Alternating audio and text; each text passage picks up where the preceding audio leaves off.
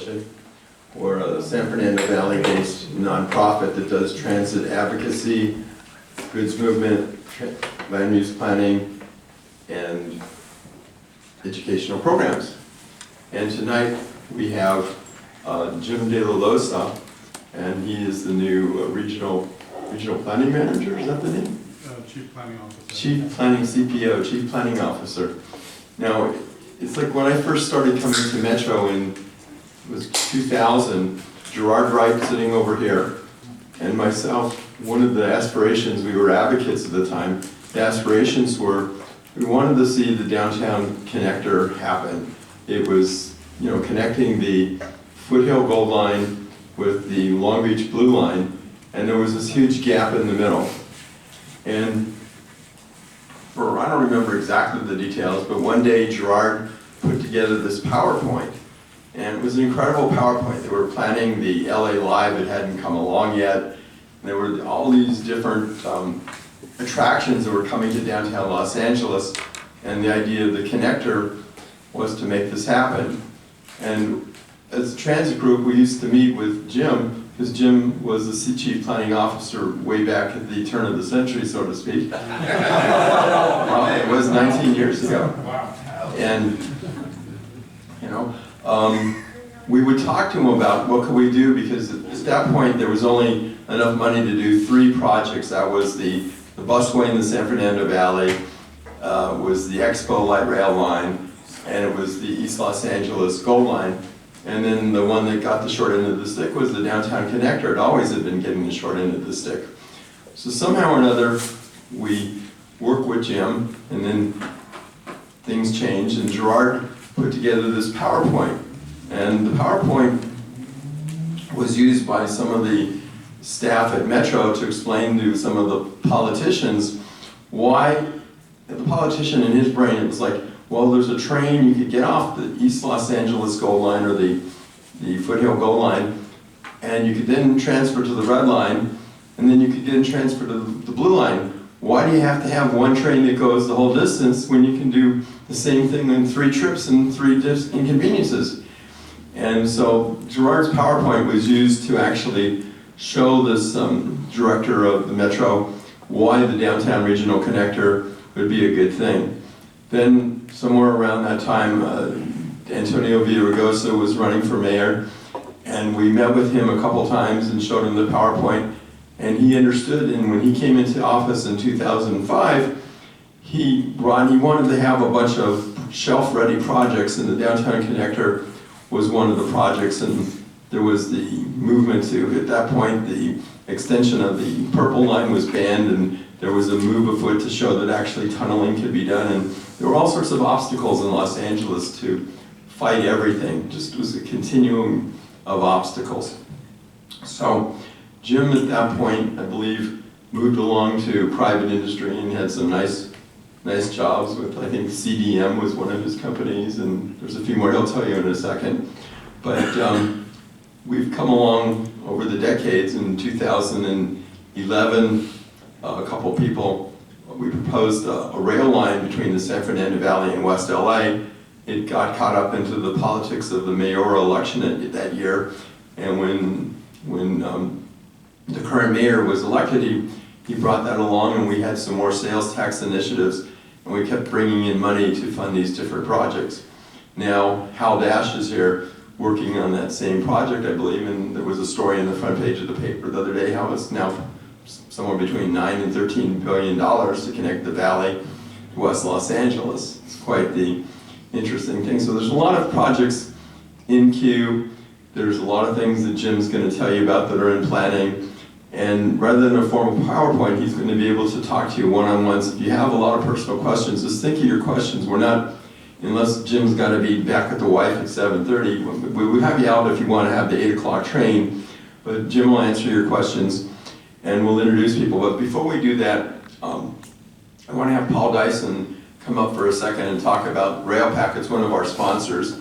And I also like to say, some companies like HDR and some of the other companies, we survive on sponsorships, so we appreciate your sponsorships. Anyways, you got a minute, and then we'll do introductions. Less than a minute. Good evening, everybody. Thank you very much for supporting the meeting. It's a pleasure to be here on behalf of RailPac. We're one of the sponsors of this. We're a non-profit educational group. We've been rail advocates for 40 years now. And we just, I think, can celebrate, and with Bart's help and his group as well, can celebrate the Metro vote last week to finally fund, or at least approve, moving forward on some funding for the Antelope Valley double track and station improvement projects. This is something that we've been trying to get probably since Metrolink started 25 years ago. Anyway, without further ado, appreciate the speaker giving up his evening. And Bart probably wants to natter on a bit, but just start shuffling in your seats and you might shut up. Just have cash ready and I'll stop. But then again, thanks for your support. We appreciate it. Thank you, Paul. One of the things, we do have meetings coming up. We have August 22nd, which is in about 3 weeks from now. We're going to change the format a little with the same type of everything, but we're going to do some highways, because there's a lot of highway projects.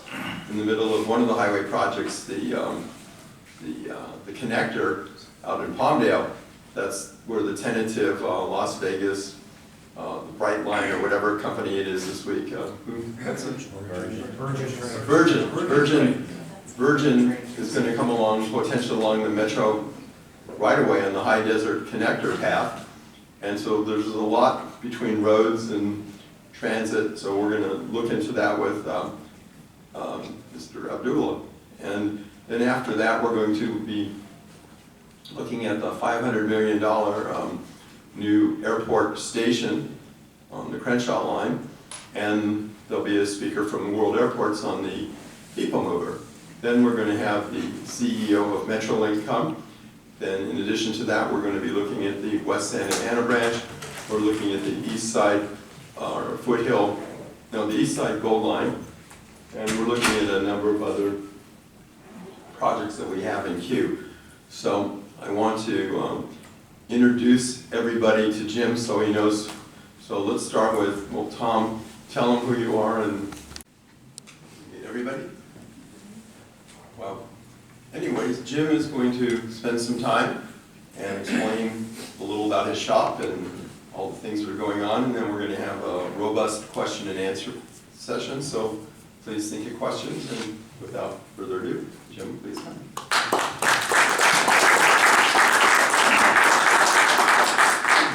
Welcome. Thank you. I think what reminded me last time I was with the group was back in, I believe, the late 90s when the meetings were being held over at Philippe's. Out to the pantry, I think is where we had the last meeting. But thank you for inviting me. Maybe I'll give a little bit of background. I am currently the Chief Planning Officer for LA Metro. It's tomorrow I complete my 4th week here, so it's been a very busy 4 weeks. I joined on the 8th, and that was the week we were getting ready for committee meetings, and then the board meeting. So this week was the first break I really had to really focus on catching up on some of the work.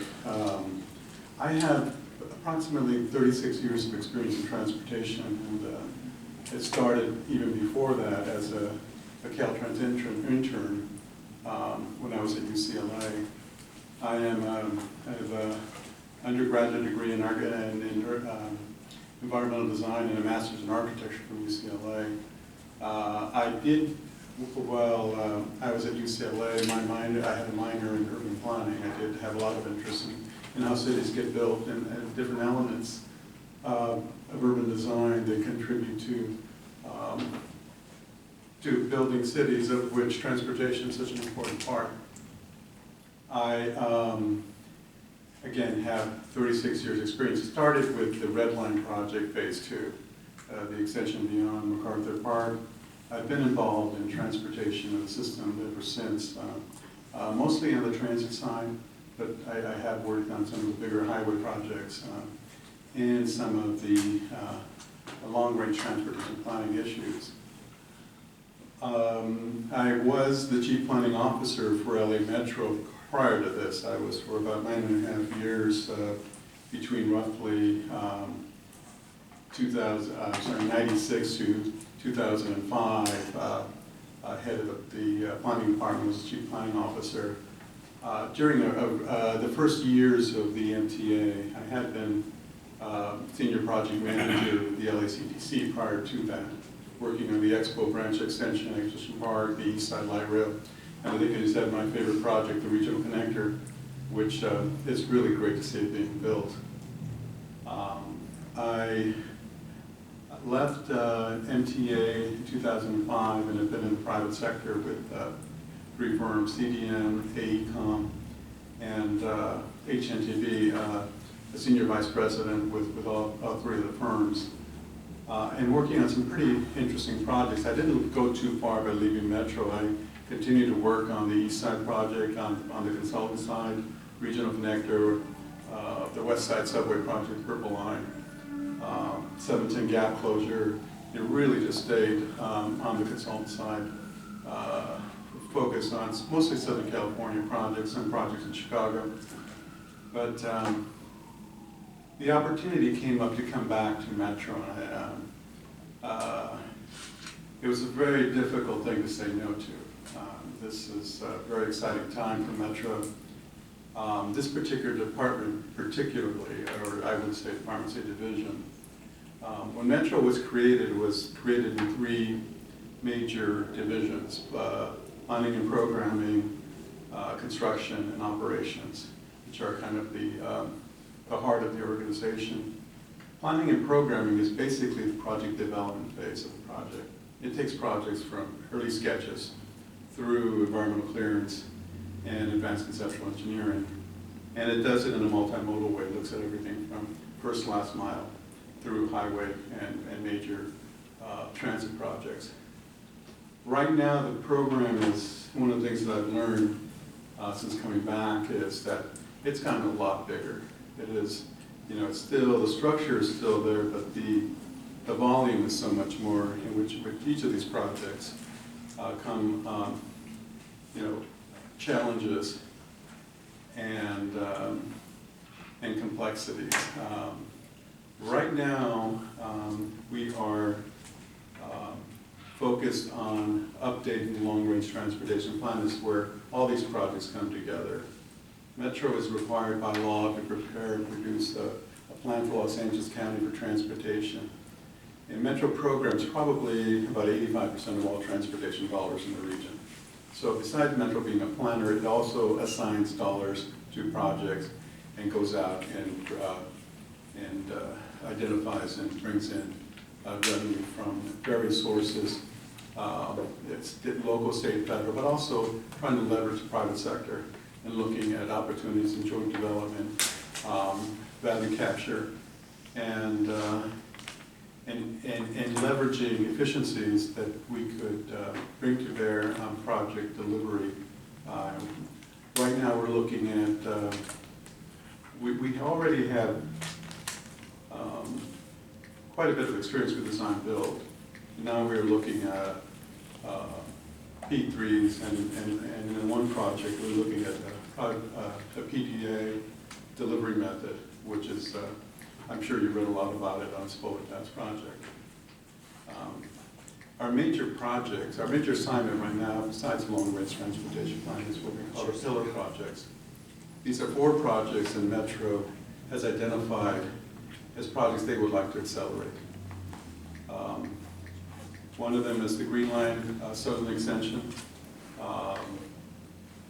which is a light rail extension of the Green Line going south, the South Bay area. The Sepulveda Pass project, which has gotten a lot of attention, recently. Sepulveda Pass is the biggest project we've had in a very long time. It's also one of the most important projects. It connects the valley to the west side, and one thing you learn about public transportation is that one of the most important factors is connecting where people live to where they work. The home to work trip is key to maintaining mobility. What we have with the regional connector is a lot of residential areas in San Fernando Valley, and then the major employment centers that we were already linked to with the purple line, the Expo project, and then this project eventually linking down to the LAX airport. Again, if you look at the Century City, Wilshire Corridor, West Side, and then linking to downtown, those are the major employment centers in the region. So again, what we're seeing is a huge ridership related to that particular project. The East Side Light Rail project is another one of the projects, an extension of the existing East Side project, east of the city of Whittier, and along the 60 corridor. We're looking at two alternatives there. And then finally, the West Santa Ana branch, which is a project that has fairly recent history that I was fortunate to, on the consultant side, work on the alternatives analysis for that project when I was with AECOM. And there seemed to be a political line drawn on a piece of paper, when we did the early analysis, where we found the project had huge ridership. And then you look at it carefully, and you say, it goes along the 5 corridor. So that project, we're again looking at ways to deliver what is a very expensive project, as all three of these are, and looking at ways to accelerate project delivery. Besides the rail projects, we do a lot of things in planning. We're First Last Mile program is very important and key to the planning effort here. We're also managed real estate. We do both the acquisition of properties for building the projects as well as maintaining the properties that we have. I got a tour today of the Union Station, which was very impressed with how that's being managed and how Union Station has just been improved, and the plans for continuing to bring more retail to Union Station. We also do a lot of the joint development. We lead the joint development program. If you look at a number of our projects, what we've done as we've planned them is we've prepared for what happens after you build a project, and that is the development around the stations. Hollywood and Highland, Hollywood and Vine, those were two of the first projects that I worked on when I was here the first time in LA Metro, and it's good to see Hollywood the way it is now, having seen it prior to that, been involved in some of the early efforts to try to bring Hollywood back. It's maintained its edge, but it's just so much more active and so much happening there. So planning, again, when I was here, I referred to planning as the project development side of the organization, and that's what we are.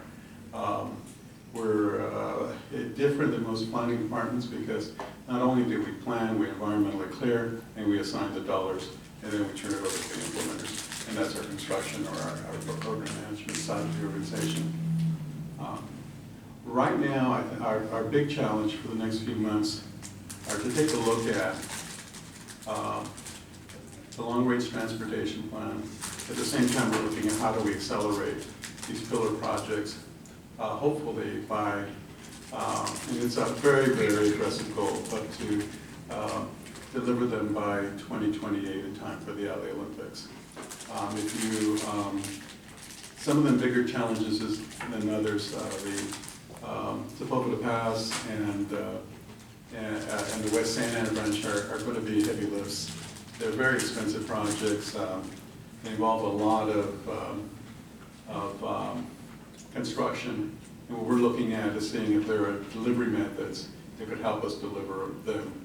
Again, using incentives and looking at different delivery methods, different operation strategies in order to achieve both schedule acceleration as well as reduce the cost of the overall lifetime of the project. Again, if you look at these projects from a lifetime, you can and look at more efficient ways to operate and maintain. You can certainly leverage some of those dollars into the construction side and help fill some of those voids. But again, this is my 4th week. It was baptism by fire. Again, I know the organization. I know how it works. I just was a little bit in shock on just how many parts and how many. Every day is interesting, and we deal with issues. The way the public processes that we use generate a lot of attention to the project, and as a result, it's very important that we communicate well. One of the issues that came up on a project was we used the word minimal operable segment, which all of us know is pretty routine in transportation. Well, the public sees that differently. It sees almost as that you're not committing to build the entire project, but you're looking at the options for building less. So we have to go back on that particular issue and explain to them that it's a strategy that makes a lot of sense, because you can either build a whole project or build some of it, but you don't have the resources to build the entire project. The Purple Line is a perfect example of that. We environmentally cleared the Purple Line in 3 segments, and as you can see, we're now building it. Currently, this project is being built. There's no pause in the construction. It's going to be, the whole project can be built, but we were able to secure 3 full funding grant agreements with the federal government separately. So a lot of what we do, we need to be able to explain reasons and be very careful at how we disseminate information, just so there's no misunderstandings, because we're dealing with a lot of different communities right now. And when you do one of these projects, in and of itself is big for any big transit agencies. And if you, right now we have 4 or 5 going, and we're in the planning stages of another 4 or 5. It just means you've got to be a little more careful with how we move forward on these projects. But it's very exciting.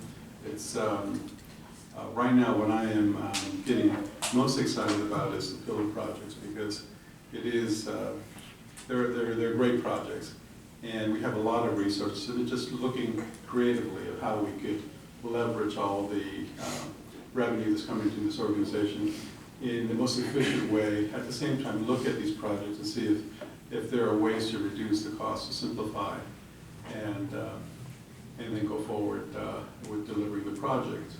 We're on schedule now to go to the board in December. December is going to be a key month for us, because we're going to take a plan on the pillar project to the board in December. We're working very closely with each of these projects in each of the communities, the COGS, the councils of government, and all the others, interested stakeholders. And hopefully by December we'll have a plan how to go forward and build these faster than we had originally planned, which was already an aggressive schedule. What I'd like to do now is maybe open it up to questions. I think I kept this fairly informal, and it's been way too early for me to present anything. I think you'll see some future presentations as this pillar project strategy evolves, and I'd be glad to come back and discuss that as it takes form, both on the funding strategy side and also on the project delivery side. We are simultaneously going to be going out with various communities and making presentations in partnership with our other parts of the organization here, including the Office of Historic Innovation, on the how we're going to be moving forward in the P3 and the PDA. As I mentioned, 2 of these pillar projects, the West Santa Ana branch will be delivered through a P3, and Sepulveda will pass through a PDA. And explaining how those work together is something we're putting together, because it is a fairly complicated. And like I said, we're doing 4 of these at the same time. It can get confusing, but I think that the strategy is a good strategy. I think it allows us to grow in terms of project delivery methods that we've gotten pretty good at design build, and now I think we're looking at these other methods of delivery. Before, maybe I'll go ahead and open it up to questions. And yeah. Jim, in terms of timetable, is the board went ahead with the PDA vote. Is September still a good date for release? And when do you anticipate, second part of the question, release of the environmental RFPs? I think we're headed, I think that's, I would say September, October on the release of the PDA, but I would defer to Office of Historic Innovation. I think everything's still on schedule. I think in terms of the going forward for board actions, December on the Spoke Pass project, which, so the release of the RFP for the environmental and support work will be roughly the December, January time period. And, but it's real important. Those are the schedules, the working schedules that we've had for a while, and we're not planning to go back on that because the board's asking us to accelerate. And we can make up lost time, you know, yeah, so there's still time.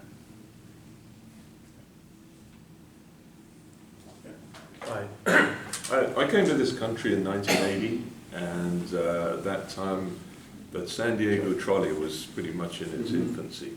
And it, correct me if I'm wrong, and I hope you will correct me, the impression that, as an advocate, that I got was that it was put together at a very low cost, it was a very efficient program, and it sort of set what I thought anyway was a good standard for expansion of transit.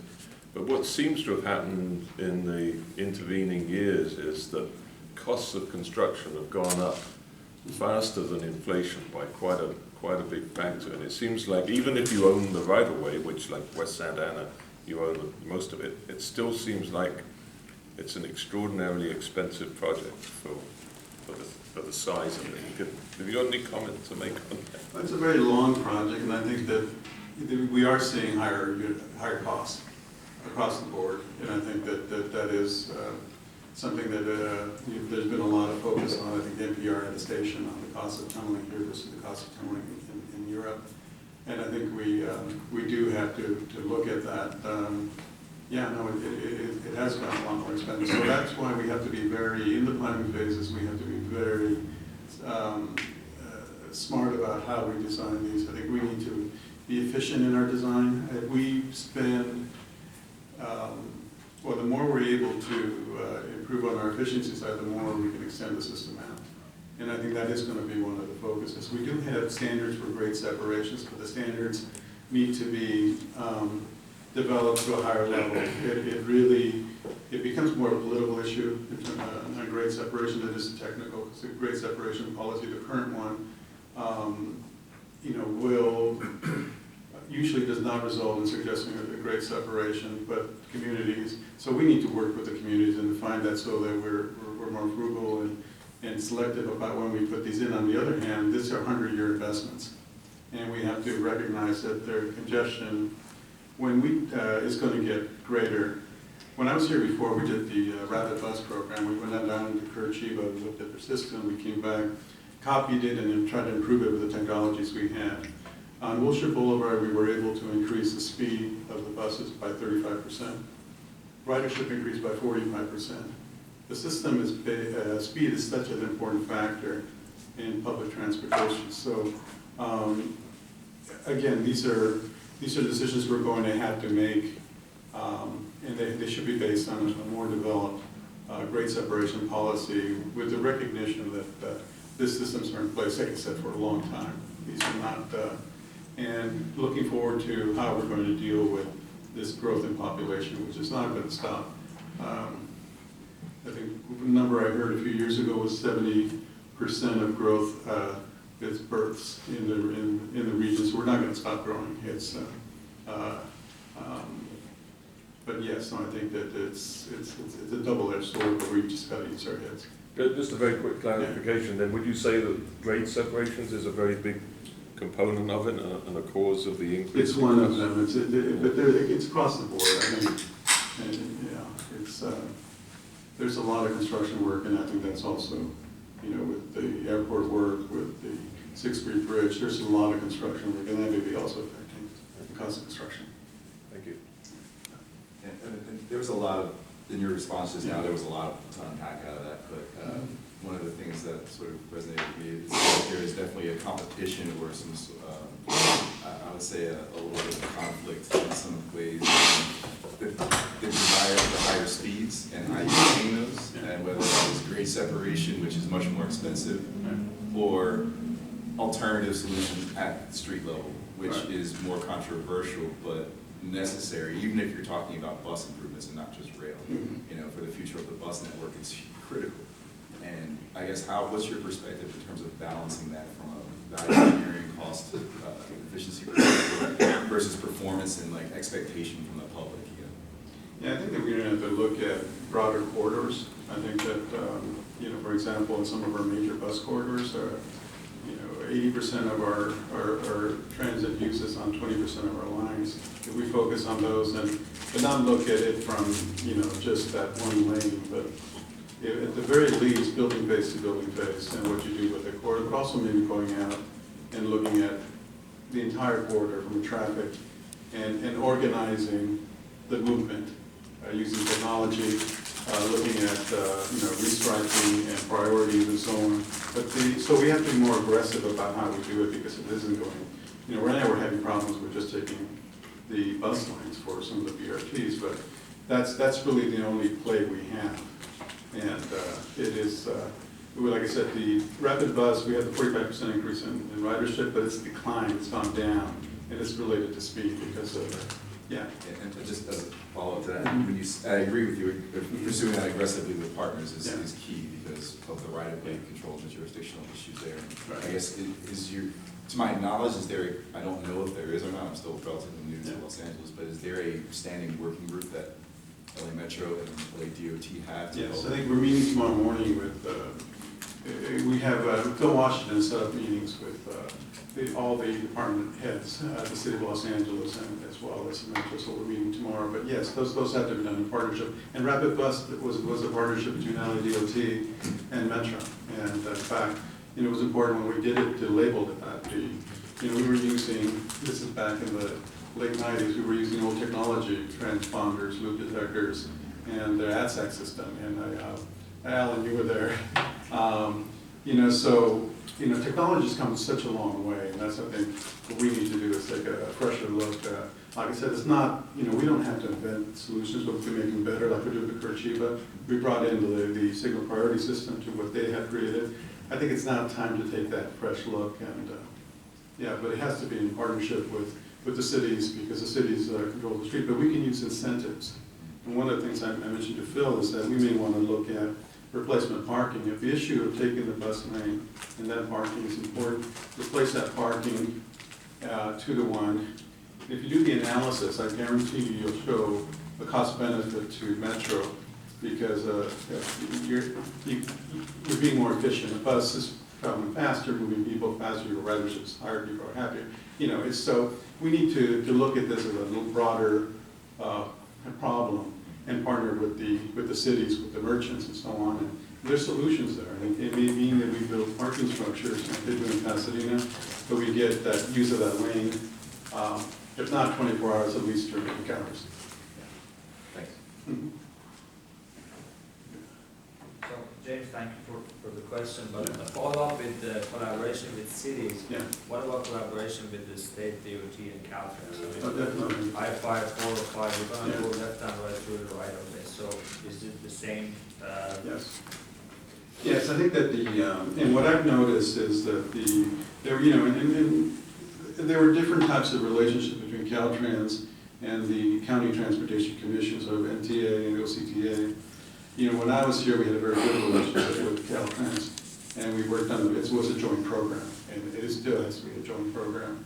And it was a lot different when I went on the consultant side and in Orange County, because the relationship there was not very good, and it was a more adversarial relationship.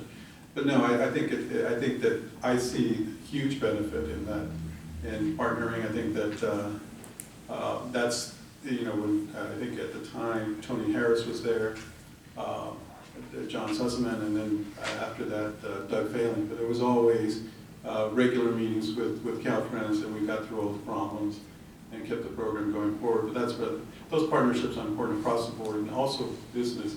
Because good communication is key. Because I think everyone wants to do the right thing, and it's just not getting hung up on the details, but getting to understand where everyone's trying to get at and what the options are, and then moving forward with a compromise. Compromise is not a bad word. I just had a quick question related to, kind of piggybacking on what Paul was thinking on cost efficiency compared to what you're trying to do in terms of expanding the network and keeping and maintaining the network you have. Because you mentioned population growing and expecting to grow. Yeah. There's a system need to, I would say, do the necessary capacity improvements. For example, you could go full grade separation, or you could try to extend the platform. Extending a platform may be cheaper, but in our Metro's current rule book, once you go over 270 feet for a light rail train, you got to automatically upgrade to heavy rail, which goes into the cost factor, goes into all those different factors that make projects out of whack. And West Santa Ana and Sepulveda are two perfect examples as to where this construct is in collision. What do you see in your role as planning officer to try to push that conversation and say, hey, maybe we need to be a little more frugal because we're not going to have all these dollars for much longer, or just so that we can actually deliver on the projects that we're saying to the voters and come up with those out-of-the-box concepts that you guys had to do, like Rapid Bus, like you did in the mid-90s, because you had no other options. Yeah, and I think that it's we're dealing with a system, so, we found with Expo, for example, that when we put Rapid Bus and perpendicular to it and fed it, this ridership just jumped. So, it's a system, and it's like laying plumbing.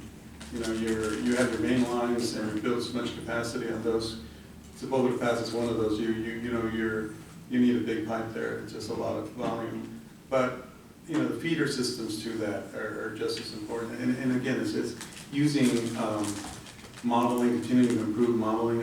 Right now there's so much. Our region is so complex, multi-centered. How people move is complex that you really have to develop a good tool. And right now, a computer model is key. Plus, just bringing the best talent you can. LACPC before and MTA now planning, is designed to, have project managers, but really rely heavily on the private sector consulting. And I think that that combination has worked well. But again, I think it's having the right tools, doing the right analysis, and basing your decisions on as much as possible on both good data and just really good experience. This question pertains to another part of LA Metro, rather than what you're involved in, but maybe you could comment on the issue of the integration of the Crenshaw line and the Green Line. That was,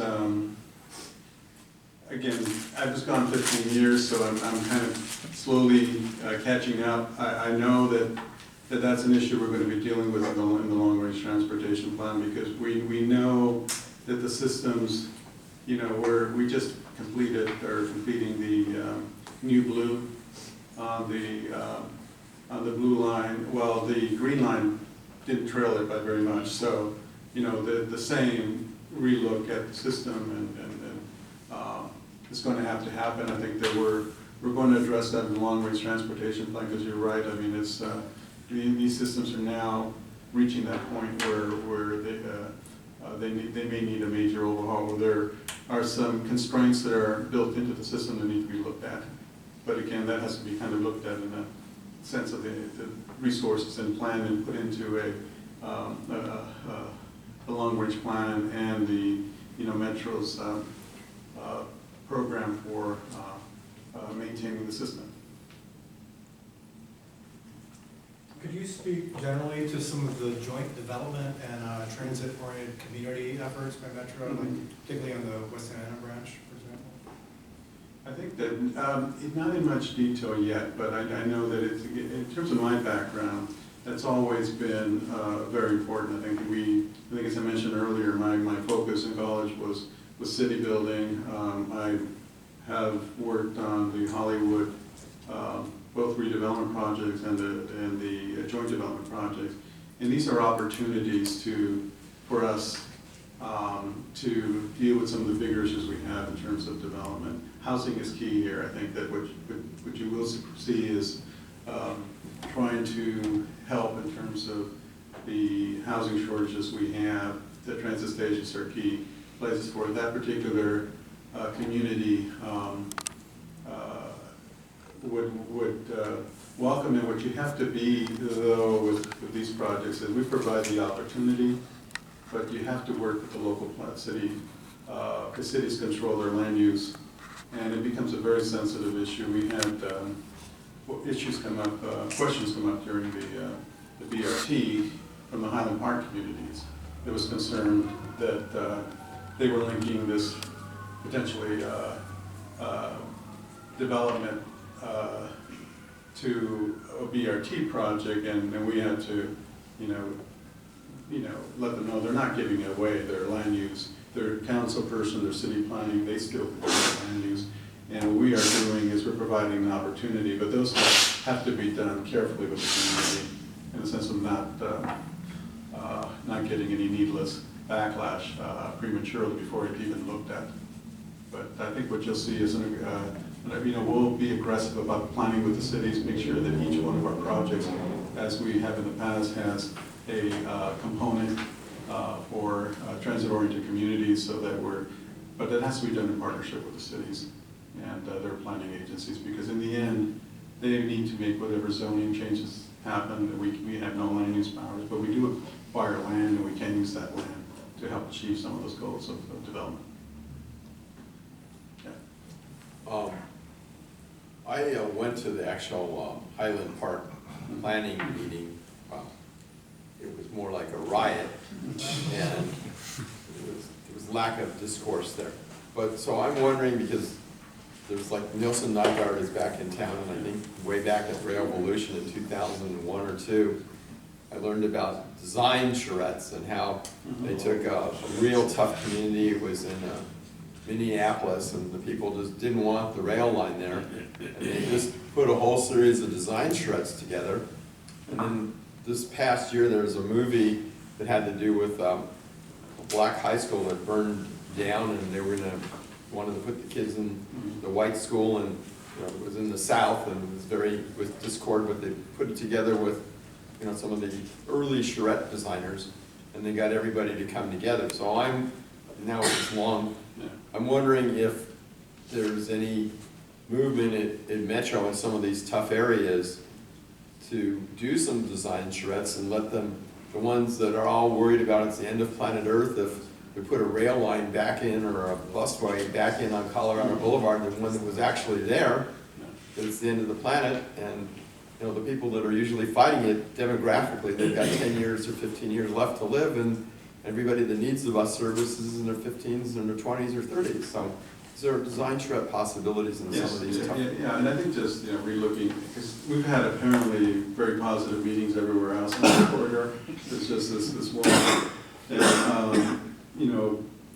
and every one of these projects is different. But yes, I think that usually participatory type planning, sitting down with them, and then trying to address the concerns. And I think yes, there is a possibility. I think that we're kind of regrouping and seeing what that does. But what we can't do is really overreact to a lot of this. We've got to maintain. This is necessary, and but we'll spend the time with that particular community, with those particular people, and make sure that it's done in a venue that would not be a stage, because I think that particular project, and again, when you do so many projects, so many of these community meetings, you're going to get something like that. It's good to just regroup. That's a good suggestion. Go back out there and spend more time and to keep the projects moving forward. But that kind of, I remember Langer's was a big oppositions to the Red Line project, and when the project was built, their patronage jumped by like 40%, and all the waitresses are wearing Metro t-shirts, but, you know, you go through the process, it's, you know, it's, you know, we, you know, there, Cheviot Hills community was, you know, very much opposed to the Expo line. And a lot of it is communication, we'll just spend the time doing that, but that's a good suggestion. We're volunteer to do Schmetz whenever you guys want. Yeah. Hey, Jim, and I know it's only been 4 weeks, but maybe you can shed some light into the urban planning side of your background, with the conversation with resonating with compromised private sector planning. I'm thinking of Link US and this project here. Yeah. It's got a lot of opportunities, but also a lot of challenges with a lot of stakeholders. I know it's too early, but I know Tom's here too. And, you know, that's for Tom.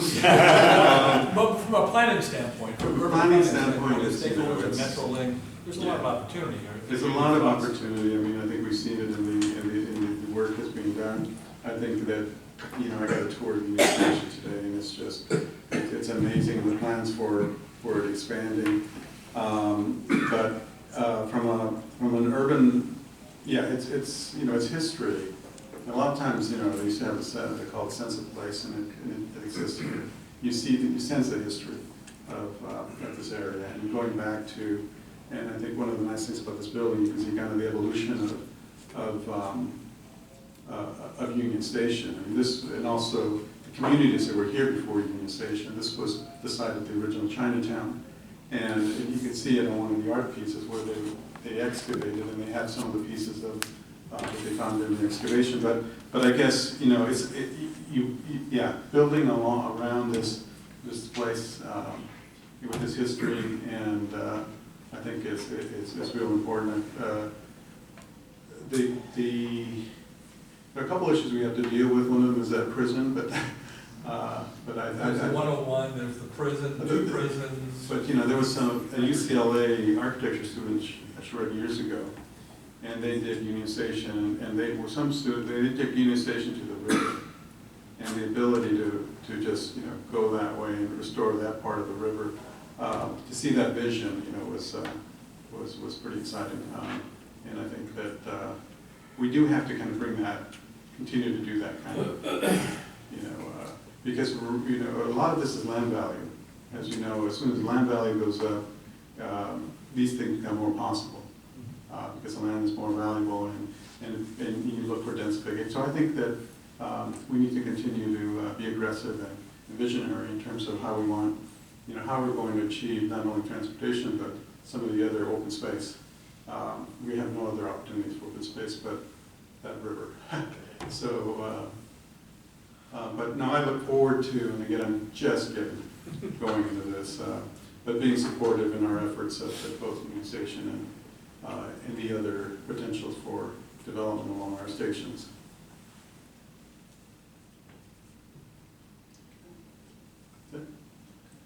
Yeah. Can I just ask a question on, thanks very much, James, and you said you knew on the P3, you mentioned P3 of the West Santana, and you know, how advanced are the thinking, is the thinking on the different types of models that you might be looking at? Yeah, I think we're very advanced and we're ready to go forward. There's been a couple of years spent, I think, working with the various potential groups that would bid on a project like that.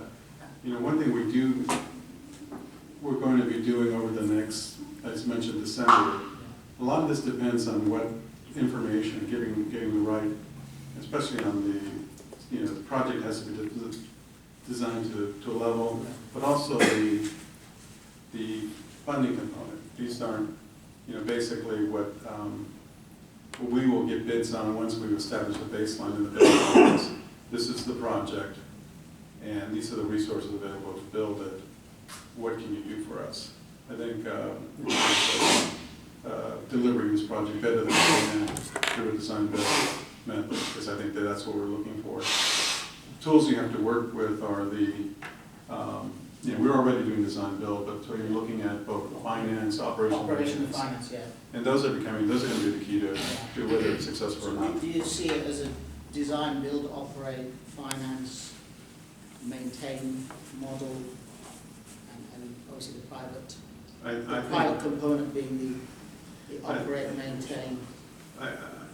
Yes, with the caveat that the details have to be Right, developed. okay. Because this is and again, the operations and maintenance being probably the most challenging of that.